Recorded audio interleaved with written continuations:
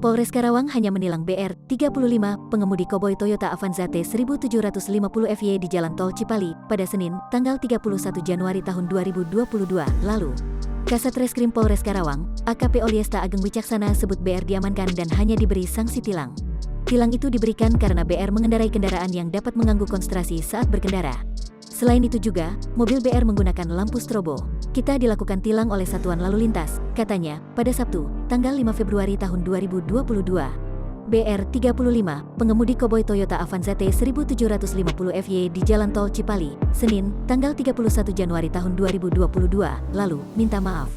BR juga memberikan penjelasan mengenai alasannya melakukan aksi tak terpuji tersebut di Jalan Tol Cipali.